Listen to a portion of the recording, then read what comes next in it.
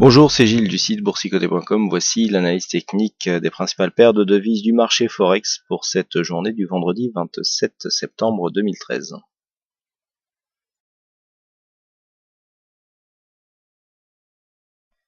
Et nous commençons tout de suite cette analyse avec l'euro-dollar, avec cette phase de hausse qui finalement se confirme. Alors, on a eu une petite hésitation, puisqu'il y avait ici phase de baisse.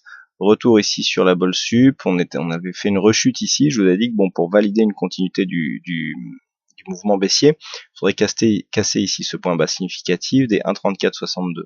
Alors ce point bas n'a pas été cassé, on est bien resté ici au-dessus de cette zone des 1,3476. Les cours, donc on a eu des cours ici qui se sont repris et qui sont revenus marquer un mouvement haussier. Donc là, clairement, on est dans une poursuite de dynamique. Les cours ici, dont l'objectif se situe à 1,3569, sont vraiment passés pas loin. On a eu une forte hausse, phase d'exagération ici, et un petit retour qui est en train de se faire. Alors, on est un petit peu entre deux biais.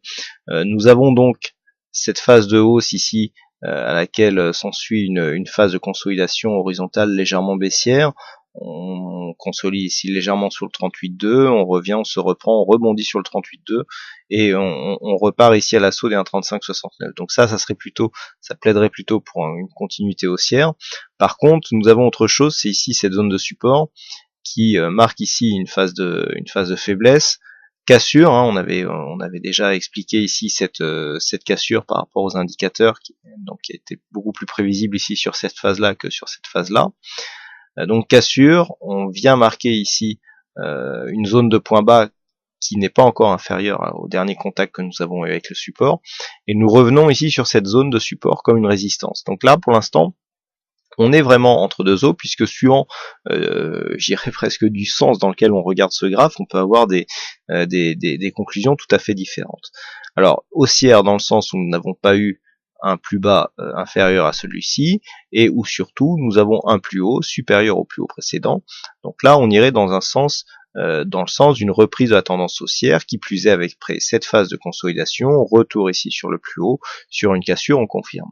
Par contre, d'un autre côté, on a ici une cassure de la dynamique qui se fait par une cassure baissière de support oblique haussier. Ici, on revient marquer un point bas et on rebondit donc juste sous cette résistance, puisque la réintégration ici a échoué. On a clôturé donc sous cette zone et puis on a marqué une petite phase de baisse. Donc là, on peut anticiper ce mouvement en se disant, ben là, on va rebuter contre cette zone ici des 1,3569 et on va repartir à la baisse, ce qui sera confirmé sur les 1,3461. Et bien, c'est un peu comme ça qu'il va falloir voir le schéma et donc la continuité, à savoir que sur une cassure ici des 1,3569, on validera une continuité haussière, donc on prendra un petit peu la vision haussière de cette phase technique. Par contre, sur un échec ici des 1,3569, on risquera ici de rebondir sous cette résistance haussière pour confirmer la sortie de la dynamique qui s'est matérialisée ici par la cassure du support, et donc l'inscription du mouvement dans une phase un peu plus baissière. Donc c'est vraiment cette zone ici des 1,3569 qui fera office de frontière entre ces deux possibilités.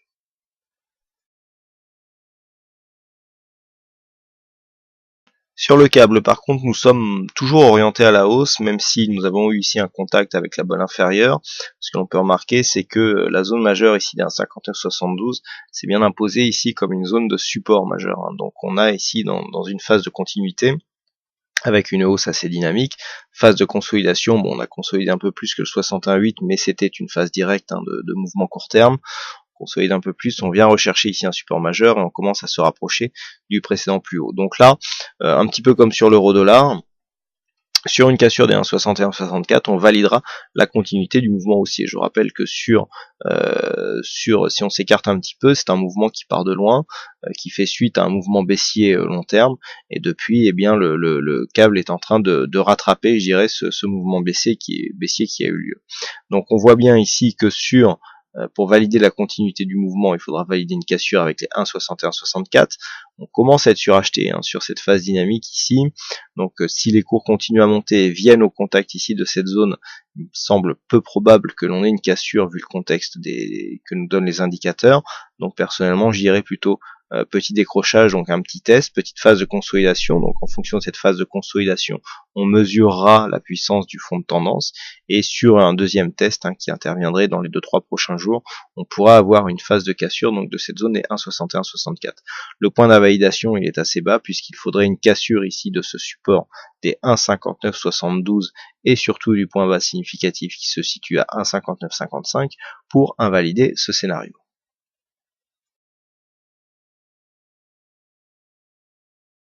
Et enfin sur le dollar yen, toujours peu de mouvement avec donc une évolution qui est en train de se rabaisser, puisqu'on était précédemment aussi entre 98,50 et 99,90.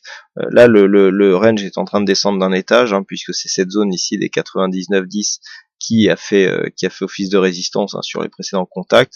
On est en train de casser ici une zone intermédiaire qui se situe aux environs des 98,50.